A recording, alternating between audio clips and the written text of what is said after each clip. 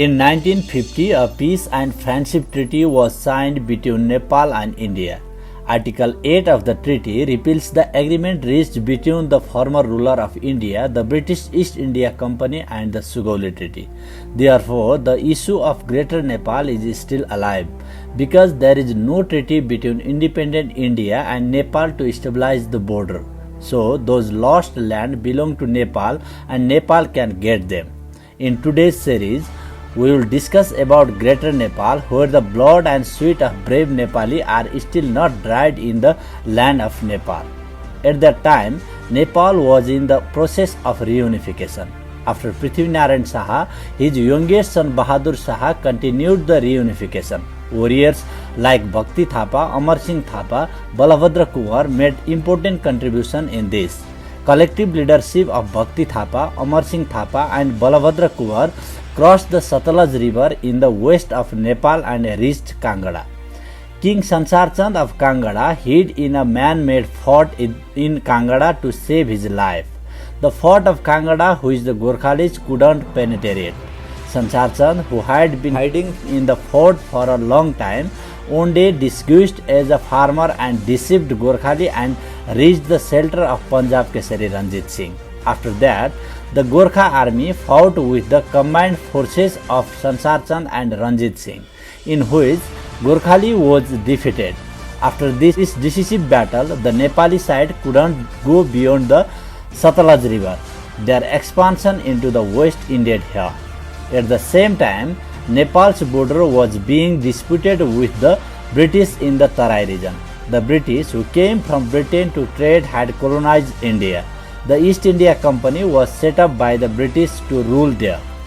As the border dispute with Nepal escalated, retail wars began. The East India Company wanted to do business in Tibet, but Nepal covered Tibet from Tista in the east to Kangada in the west. It became necessary for them to occupy Nepali territory to enter Tibet. Therefore, the East India Company declared a decisive battle to make Nepal a colony like India. The British invaded Nepal from 1 November 1814. Fighting took place between Nepal and the British in 5 forts, 2 in Mahakali West and 3 in Mahakali East. Mahakali East, Nepal kept itself attached. The British couldn't penetrate. Nepal lost the battle on the west side. In the Battle of the West, Bam Saha, an influential commander in Nepal, surrendered suspiciously. After receiving this news, Nepal's General Amar Singh Thapa in Kumaon became frustrated. The Nepali side immediately offered to postpone the war with the British. The British general was Ochterlony. After negotiations, an agreement was reached between Amar Singh Thapa and Ochterlony on 15 May 1815. From the agreement, Nepal lost the area from Mahakali to Satluj river. From the east, Nepal had reached Nagarkatta, 70 kilometers east of Tista river. 3/4 of Sikkim was towards Nepal. The British had promised to return the lost part of Sikkim if the king of Sikkim helped them in the battle on the side of Nepal. Meanwhile, on the Nepalgan side, the British had taken a loan of IC 20 to 30 million to fight the war with the Nawab of Awadh. After winning the war with Nepal, it was agreed to give the land to Awadh. Britain was not satisfied with the understanding between Amar Singh and Ochterlony. He still wanted more from Nepal, which had lost the war. Therefore, on 2 December 1815, Britain proposed a new treaty. It would have been fair if the treaty had been based on the agreement reached between Amar Singh and Ochterlony, because Nepal lost the war only in the west, not in the east. But the British claimed the entire Tarai from Tista in the east to Mahakali in the west. The phrase written in the treaty is as follows: The king of the Nepal gets the whole lowland between Mechi and Tista, Kosi and Gandaki, Gandaki and Rapti and Kali. The treaty signed by the United Kingdom states that the king of Nepal must sign within 15 days. But after losing so much land, a dispute arose within the palace. Someone said let's sign and someone said don't. The king of Nepal, Girvanuddha Vikram Saha, was young and the powerful Bhimsen Thapa was the prime minister. The British said the period was confusing. When Nepal didn't sign, the Britain became confused. With the conclusion that Nepal was trying to fight another battle, he resumed the attack from Makanpur side. Nepal was losing that battle. The rulers of Nepal were shocked when they went ahead with the plan to reach Kathmandu. Eventually, they agreed to sign the treaty. Nepal signed on its behalf and handed over the company to Nepali ambassador to the government, Chandrasekhar Upadhyay. He took her to the cantonment in Makanpur and handed over the treaty letter to British. The treaty signed by Nepal on 4 March 1816, the 93rd day that the British sent to Nepal, is the Sugauli Treaty. The treaty doesn't have the signature of the king or prime minister on behalf of Nepal. Only the signatures of Chandrasekhar and Gajendra Raj Mishra have been signed. But this doesn't mean that the legitimacy of the treaty cannot be questioned. This treaty was the basis for Nepal to recognize itself as an independent nation when it became a member of the United Nations. At that time, Russia and Ukraine had lobbied Nepal not to grant membership to India as a protected state. After that, the United Nations sent a letter to Nepal asking it to prove that it was an independent state. In response, Nepal sent a copy of the Sugauli Treaty stating that there was a bilateral war with the British and it was concluded by concluding a treaty without the involvement of a third party as an independent nation. In some places in the Sugauli Treaty, the British government has been written as East India Company in some places. But we should understand this is an agreement with the British government because the East India Company is a company formed by the government under an act. So there is no debate that the British government should be held accountable for this treaty. But the Sugauli Treaty can be taken as a tragic event that will leave Nepal in the lurch. In that east, Nepal's head was beheaded, while in the west it was cut to the knees. In 1857, there was a soldier revolt against the British colony in Lucknow of India. The Indians considered it to be the first battle of independence. The British had to struggle to quell the revolt of the Indian citizens in the British army. Rana Prime Minister Janga Bahadur had initially offered to help in the event of a rebellion, but the British refused. When nothing happened, he appealed to Janga Bahadur himself. Janga Bahadur suppressed the soldier revolt of Lucknow with the help of Gorkha soldiers. The Briton was pleased and asked, "What do you want in return?" Janga Bahadur immediately replied, "I want the lost land back." Although initially positive, they later returned only 4 districts: Banke, Bardia, Kailali and Kanchanpur. A treaty was signed in 1860 on this subject. Thus, according to the current map, the map from Mechi to Mahakali has been prepared. When Nepal expanded, its area was 2,04,970 square kilometers, while the current area is 1,47,181 square kilometers. Except when we returned later, we lost about 60,000 square kilometers of land from the Sugauli Treaty. When India needs to understand here is that the way India is today is not made by Indians, made by Britain. In other words, they have done the unification of India.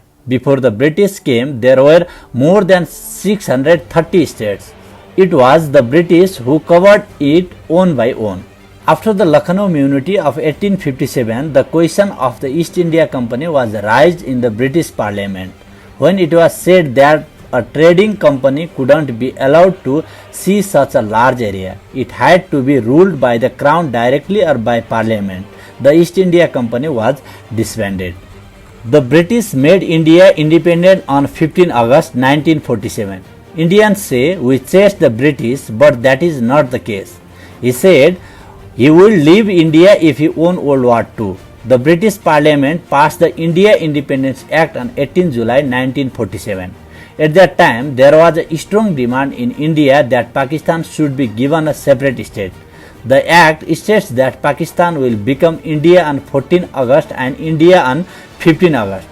The act states that Hindu majority areas will be made Hindustan and Muslim majority areas will be made Pakistan. Those who do not want to join India and Pakistan can be free. Accordingly, Junagadh, Hyderabad and Kashmir remained independent. Junagadh and Hyderabad were later taken over by India using force. Kashmir didn't agree on both sides. It is a Muslim majority state. When the Pakistani army tried to capture it, the Hindu king Hari Singh fled to India and signed a proposal to merge with India. But the people there were not ready to join India. The Britain declared the independence of Pakistan 1 minute before midnight on 14 August and India 1 minute later. In this respect, Pakistan is older than India, but India doesn't call itself Hindustan to be called old by Kuning. It has been called India. The reason why India and Pakistan are mentioned here is that they didn't leave the land they had occupied when they left the British. Despite being annexed by the British Empire, Pakistan was made an independent. In the case of Nepal, it was merged with India. On the other hand, it is not that Nepal didn't get the opportunity to take back the lost land of Nepal during the Rana period, but the Rana failed to hit the target. After India made Pakistan independent and the British left, Dammar Singh Gurung came from Darjeeling with a proposal to the Rana. He told the Rana that the British were going and now Darjeeling should be annexed to Nepal. At that time, the Nepali Congress party was fighting against the Rana. Gurung had also suggested to the Congress now take back the land without paying attention to the fight against Rana. When the land is returned, we will overthrow 25,000 ex-Gorkhalis and Rana in one day. B.P. Koirala, who was leader of Nepali Congress, said this with Nehru. Then Nehru began to tighten his grip on the Rana. I will stop your money in the Bank of India, he warned. However, the Rana sent Tulsi Mehar to Mahatma Gandhi to discuss the matter. Mahatma Gandhi said, "Well, you can ask for the land, but do you think that the Nepalese who are involved in the movement to drive out the British will not keep you?"